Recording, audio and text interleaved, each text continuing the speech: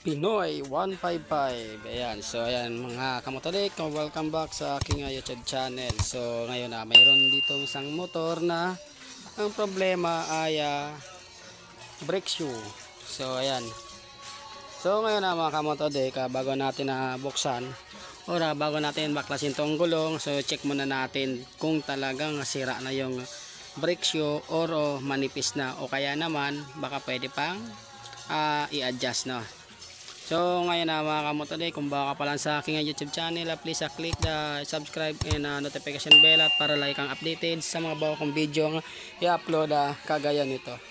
So sa pag-adjust ng brake shoe mga kamotorik, kung hindi nyo pa alam, so napakadali lang.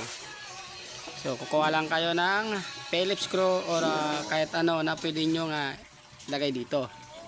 Yan. So ngayon, pagka nailagay nyo na, isuksok nyo na ng ganyan, ididiinan nyo lang ito mga kamotorik. Diinan nyo lang pag ganyan. Ayan. Ayan. Didiinan nyo lang, pagkadiin nyo, sakay nyo naman, higpitan tong 14mm. Ito. Ayan. Higpitan nyo lang yan. So, ayan, ganyan lang. So, wag muna tayo basta-basta magpapalit ng brake shoe. Subukan muna natin i-adjust kung kaya pa naman. Dahil baka kailangan lang i-adjust. Yan. So ngayon, na-adjust na natin. Subukan natin ngayon kung malakas na yung preno.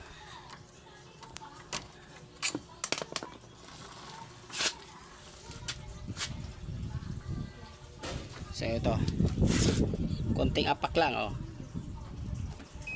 Konting apak lang. Ayan, ayaw na magala. Oh. Hindi siya maikot, konting apak lang. So, ibig sabihin makapal pa yung brake shoe niya, kailangan lang i-adjust ng konti yung kanyang brake arm. So ayan. Tapos ngayon bitawan ko, ayan, naikot na.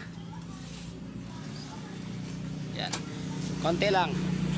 So ayan, kailangan lang i-adjust. So sa mga hindi pa marunong alam kung paano mag-adjust ng brake ng kanilang brake arm, so ganun lang kadali mga kamotorik. So ayan, maraming salamat, sana may natutunan ka sa isang maikling video na to. So maraming salamat.